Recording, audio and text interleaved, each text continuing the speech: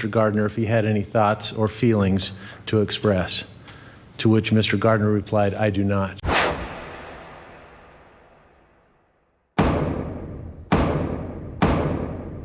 But Lawrance Russel Brewers took the cake. A 7-course meal, and he never ate a bite. This is Lawrance Russel Brewer. He was convicted, along with his 2 co-defendants, for a racially motivated homicide charge against James Byrd Jr. in 1998, a 49-year-old black man who was kidnapped, tortured, and left decapitated on the road to be found the next day. It was a hate crime, and given Brewer's long history of various offenses, well, it made me sick at my stomach. It was the remains of a human being that had been dismembered, and it was very sickening. It's evident that the man was spiteful. His last request was also a reflection of his malice, and not only offended the prison management, but also affected the convicts on death row afterward. You might be wondering, how did he do that? Brewer requested a lengthy list of food items, including meat lovers pizza, triple bacon cheeseburgers, omelets, barbecued meats, double chicken fried steaks, 3 root beers, ice cream, and peanut butter fudge. It was a lavish request that was fulfilled by the authorities, but at the time he received the food, he refused all of it. This behavior made headlines across the country, and the outrage provoked by it made Texas senators enforce a policy to end this last meal request by the inmates. He's a bad person, and it might very well be as simple as he was just trying to show us, he would just show us that we couldn't control things right up to the end. Due to this man's last attempt to spread hate, Texas death row inmates lost their freedom to request the food of their choice as their last meal. This is James Edward Smith. He shot cashier Larry Rojas to death during a robbery. Smith was a former tarot card reader, and his last request was only logical when we relate it to his being a believer in spirituality. His decisions were weird, as just 6 hours before his execution, his mother won a reprieve for him by the Supreme Court to delay his execution based on his cloudy judgment due to an unstable mental condition. But in response, he insisted that he was all right and ready for death. He claimed that, "I am ready to leave this material world and enter into the spiritual world of God." Smith's mother recalled that before he turned to black magic, voodoo, and witchcraft, he was a loving and caring youngster. Before his arrest, he claimed to have taken part in 6 sacrificial homicides. He claimed that he dumped the body of a 1-year-old child on a bridge after being beheaded as a voodoo sacrifice.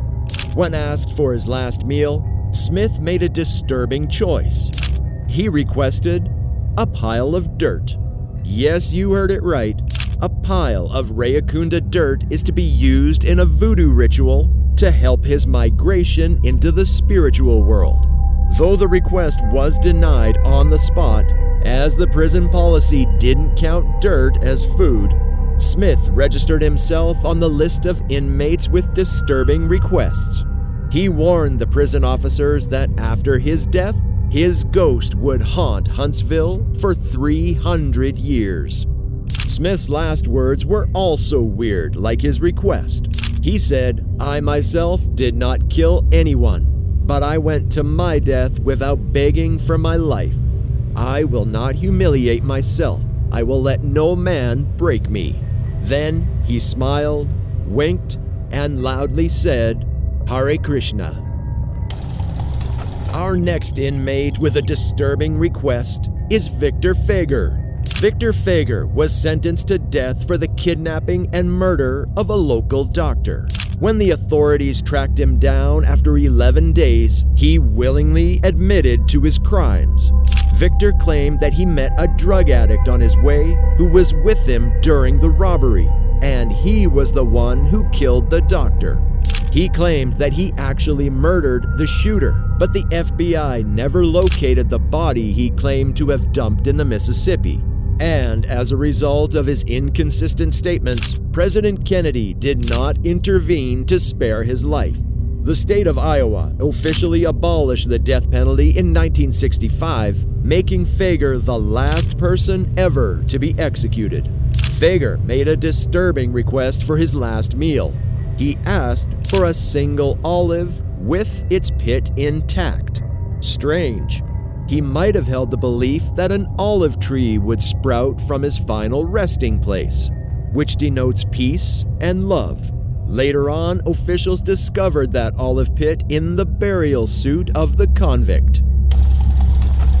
This is Thomas J. Grasso.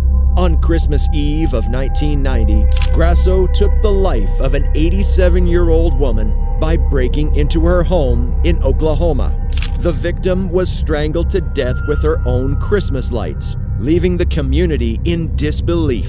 Then he ran to the bustling city of New York, where he again murdered an elderly woman. The NYPD caught him immediately and handed him a 20-year prison sentence. The state of Oklahoma had sentenced him to death, but the situation took a turn when Governor Cuomo, a vocal opponent of the death penalty, opposed Grasso's transfer to Oklahoma. Instead, Cuomo insisted that Grasso serve his 20-year sentence in New York before facing the death penalty. Recently, he was brought to Oklahoma where he was executed. His last requests and actions were disturbing yet interesting. He selected his method of death by requesting a cocktail of life-ending drugs. The statement under his request was also weird and philosophical. What we called the beginning is often the end, and to make an end is to make a beginning. This end is where we start from. He also wrote a poem and handed it over to the prison officers, a part of which was as follows. As the warden will read my last creed, and the deadly brew will flow, as the poison drips into my veins, and from my body life does drain. Quite disturbing, isn't it? He also ordered a massive menu for his last meal, including a bowl of spaghetti with meatballs at room temperature. His last words were also about his last meal, in which he said, "I did not get my spaghetti. I got my spaghetti. I want the press to know this." Next up is Philip Workman. He was convicted in 1998. He was 28 years old and had a cocaine addiction. He was given the death penalty for shooting a police officer during a robbery. It was later believed by the forensic specialist that the gunshot wound the victim had wasn't consistent with the ammunition the convicted man was using. Workman never admitted to killing the officer, and in fact there was a chance of him being innocent. Despite the appeals, he was sentenced to death by a jury. When asked for a final meal request, Workman said he didn't want anything but a vegetarian pizza to be delivered to a homeless man. He was ending his life by doing a good deed. Though the authorities did not comply with his last wish, after his death, when this information became public, some groups came forward and donated thousands of dollars to give away free pizza to the homeless. He did not request anything to eat for himself. And that was it. He was out of the count forever. I have changed, and it's not been something that just happened overnight. It wasn't a big religious experience that I've had. It was just time to grow up. Our final convict who made it to our list is Ronnie Lee Gardner. He was found guilty of murdering a bartender during a robbery and condemned to jail. Gardner attempted to escape in 1985, killing his attorney Michael Burdell in the process, and that handed him a death sentence.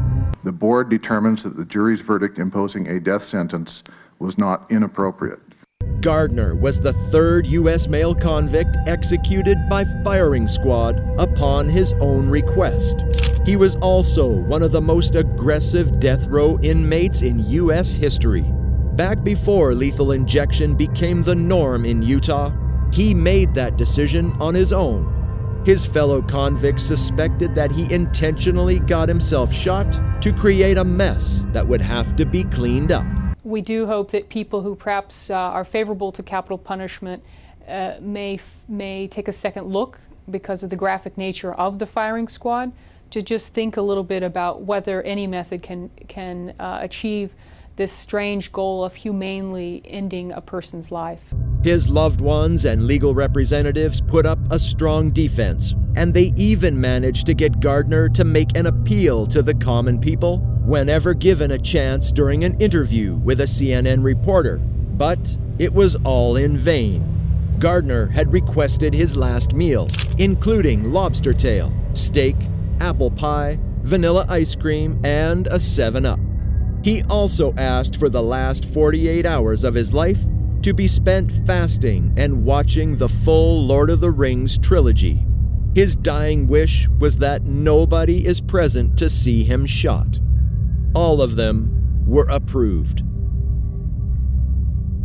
Thank you so much for watching. Be sure to like this video, subscribe to the channel, and we'll see you in the next video.